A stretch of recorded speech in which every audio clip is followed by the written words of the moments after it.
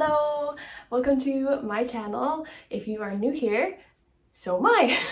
I just started this channel for doing day in the life videos mainly, and to do a couple different types of videos in between to share with family and friends amongst COVID. Today, I'm going to be doing Elise's birth story because I did a post on Instagram and a lot of people seem to want to hear it. So, just a warning, this is going to be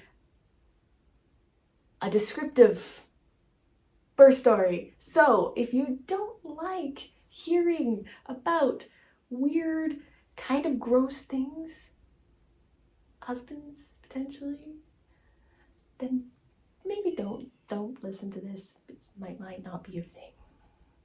I'm just gonna get right into it. On September 1st in the evening, I was having my usual Braxton Hicks. I got quite a few Braxton Hicks during the pregnancy. These ones were a little bit stronger, but they weren't very consistent, so I didn't think much of it. I woke up around 1 a.m. on September 2nd with more intense contractions, and I was pretty sure that these were actual, not just the practice ones. So I got up and I timed them for an hour, and they were fairly consistent. I believe it was 4 or 5 minutes apart. So I called the hospital and I asked them, should I come in or should I wait? They said I should wait longer and only call them again to come in if the pain was getting too much and I needed some pain management medication or my waters broke. At 3 a.m. I called them again because the pain was getting to be a little more intense and the contractions were getting a little closer together. My water hadn't broken yet, but I was aware that sometimes the water doesn't break until quite a bit into the labor. When I woke Nick up to go to the hospital, get our stuff in the car, and head out. On the way to the hospital, we stopped at A&W to get some burgers because we were both aware that we might not be able to get out to get more food later on. And by we, I mean Nick. We got some burgers for himself and we headed to the hospital. We got to the hospital around 4:30 a.m. We had a bit of a rough time finding the appropriate entrance. We were told to come into the main entrance and it was closed for that time of night as the hospital we went to was under construction. I was walking around for a few minutes having contractions. We'd have to stop every now and again. Finally, when we did get in the hospital, they checked my dilation and I was only 2 centimeters dilated, which kind of sucked. I was expecting to be further along. So they told us to go home, to get rest, and to labor at home for as long as we could until either my waters broke or I needed medication to manage the pain. For the rest of the day on September 2nd, we took naps because I hadn't slept a whole lot that night. We went on walks. Most of the day we played video games while I bounced on my exercise ball in the living room. Let me tell you, playing competitive video games while you're in labor and having contractions is an interesting thing. It's not the easiest thing in the world. Later in the evening, I decided to take a warm bath to help manage the pain because it was getting a little more intense. The contractions were getting a little closer. When I got in the bath, Nick came in and sat beside the tub and we watched Blade Runner, the older version. I had never watched it before, so it was my first time. It was nice to just chill out and watch something in a warm bath. About halfway through the movie, I had to stop because the contractions were getting pretty intense and the warm water was not helping as much anymore, so I decided to go to the hospital. I called them again to warn them we were coming. When we got there, it was about 10 or 11 p.m. at night. It was a little easier to get in because we could go through the main entrance that time. Nick dropped me off at the door because my contractions were pretty intense at that point. He went and parked. I waited for him at the elevators and then we went up together. When the nurse checked me that time, I was only 3.5 centimeters dilated. For almost 24 hours, I had gotten only 1.5 centimeters further along. They said that either I could go home or they could give me morphine and monitor me for an hour, and if I was 4 centimeters at that point, then they would potentially admit me. Now the only problem was they might not be able to admit me to the hospital that I was in because they had full capacity at that moment. I decided to get the morphine shot. I wanted to stay in the hospital and I just wanted to get it done. I did not want to drive in the car again. After I got the shot, we waited in the room that they had provided. I laid down, tried to get some rest. I walked around a little bit, tried to use gravity to get her down. The morphine did help with the pain a little bit. It was nice to have a little bit of a break so that I could continue to walk and help further things along. The hospital that we had gone to was the hospital that I wanted to give birth in. I prayed that we could stay there somehow, however we could, that something would open up and we would be able to stay there and get admitted as soon as this hour was done. Once the hour was up, the nurse came in and checked me. I was at 4 centimeters, which was great. That was exactly what we would hope for. By the way, lots of women said that it usually hurts when they check you. It did not hurt for me. It felt uncomfortable if I was having a contraction. However, it didn't hurt. After the nurse checked me and found out I was 4 centimeters, she went to call the doctor to find out what their recommendation was. She came back and said that the doctor wanted me to stay and he was going to come and check me and then they would decide what to do for the admission to a hospital. Roughly 30 minutes went by after that. We were waiting in the room and the nurse comes back in and says that the doctor had been called to a birth and was currently unavailable and busy with that birth. They decided to admit me and they were able to admit me in that hospital because somebody had gone into intense labor and they had room for me. That was a complete answer to prayer and exactly what we had wanted the whole pregnancy. Once we got into our permanent room, the nurse just told us to get as much rest as we could and we could bring up our luggage that we had. Nick went outside and got the luggage in. I had like a lavender essential oil, so I was smelling that for a little bit, trying to relax. I was able to get some rest, and so was Nick. This is around the point where I fully lose sense of time.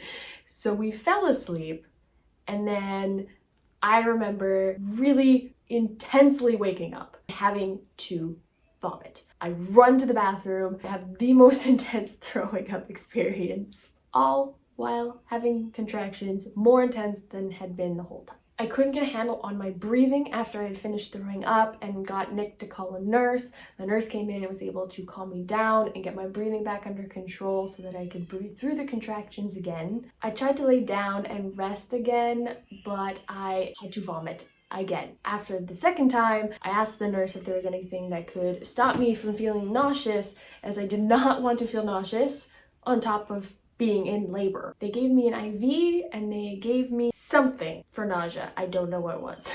I believe it was in the morning. I started bouncing on my ball, trying to use gravity and natural methods to work through the contractions. My waters had still not broken at that point. The doctors were a little bit, I wouldn't say concerned, but they were definitely interested. They provided laughing gas at this point, which I later found out when I was around 8-9 centimeters that the laughing gas actually had not been turned on and I was breathing into nothing.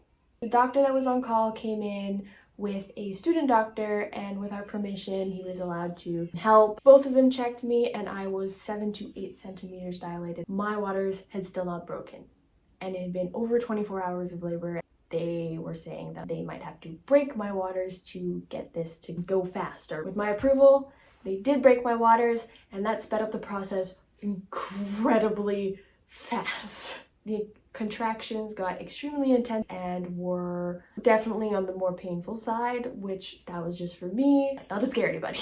I was able to put on my special birthing gown that I had brought and they gave me special underwear because I was TMI leaking everywhere. I was using the ball and leaning on the bed and leaning on the ball on the bed to try and manage the pain without medication, because that was my hopes, was to do it as medicated free as possible. At some point I ended up leaking all over my gown So I had to ditch the gown. I was just wearing a bathing suit top and the underwear. They ended up convincing me to lay on the bed. I laid on my side and it was not helping. I was having extremely intense urges to push all of a sudden, to the point where my whole body was shaking because my body was ready to push. The nurse that was with me checked me and she said that I was still not quite ready to push and I could have a dose of fentanyl. I agreed to get the fentanyl to help with the urging to push. The pushing urges were getting stronger and I was telling the nurse that I was really needing to push. She checked me again. I was only 9 centimeters dilated. She could give me another dose at this point if I so chose. So I did choose. This is the point where they realized the laughing gas was off the whole time. The urges kept getting stronger and stronger and stronger, and I was shaking and vibrating every single time I had a contraction, which were super close. The breaks in between were getting very small, and I was having a hard time keeping my breathing under control. So the nurse went and got the doctor and the student doctor. They checked me and said I was 9.5 centimeters dilated. The doctor, when she saw how intense the contractions were and my urge to push was, she said, you know what, 9.5 is good enough, push the cervix out of the way and you just push.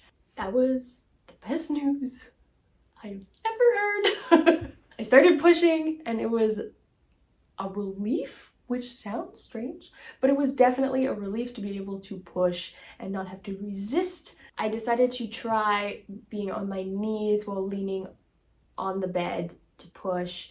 I did that for a while and then the doctors wanted me to turn around and lay on my back.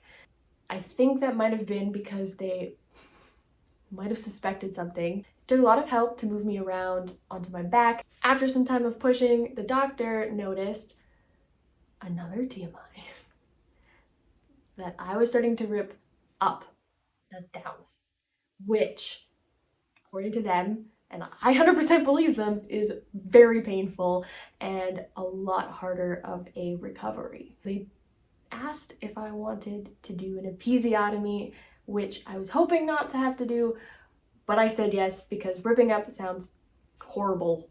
They froze me, they did the episiotomy, and I pushed, and after that, it was way easier to push because I didn't have, it was a burning sensation and not like the ring of fire. I thought it was, but when they explained it to me, it definitely wasn't the ring of fire. It was burning in a very specific spot. The very last push was crazy. I pushed with everything in me. The best way to describe it was I like roared. It wasn't a scream, it was, yeah, a roar, yes. Nick was there the whole time and holding my leg and encouraging me and like cheering me on, and he was absolutely fantastic. After that final push, which wasn't actually the final push, the big intense push, her head came out, and then one smaller push, and then the rest of her came out. They immediately placed her on me, which was surreal. There's not a whole lot of words to describe that feeling. When it was time to cut the cord, we had asked Nick if he wanted to beforehand. He decided not to, so which I was really excited about, I got to cut the cord. And I was very, very excited, and I was like, let me cut the cord, let me cut the cord. Shortly after they cut the cord, I delivered the placenta. I believe that was the order it happened.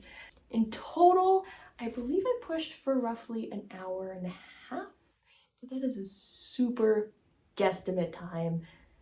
Both Nick and I don't actually have any idea of the specific time that I pushed. At that point, they called in the on-call obstetrician, which was like, what? What's happening? They called in the obstetrician to stitch me up for the episiotomy, but also I had gotten a hematoma, which is a bruise on the inside. And because I'm a redhead, redheads bleed way easier. So they actually had to cut open the hematoma to make sure it wasn't internally bleeding, and then sew that back up, and then also sew the episiotomy, as well as 2 tiny tears. While they were stitching, I had to start breastfeeding. The nurses helped me to start breastfeeding because obviously I had never done that before, and neither had baby Elise. Elise latched fairly easily, which was great. When they were done stitching me up, they took Elise to weigh her, which was in the same room. They did all the checking in the same room. They weighed her and measured her. And while they were doing that, I went to go have a quick shower. As usual, they wanted me to use the washroom right away, and I could not. I really did try. I just literally, it just was not happening. So for the next like 2 hours, they pumped me full of liquids to get me to go. And then I finally didn't burn, it was fine. Elise's first diaper was a cloth diaper, and Nick did the first one. Nick has never had experience with diapers before, so this was his first experience, and he did amazing. He was a natural. After all of that, we just got to sit, relax, rest. Elise did fantastic with her sleeping and her eating, and I got a decent amount of time to just kind of rest and recuperate a little bit for the rest of the evening.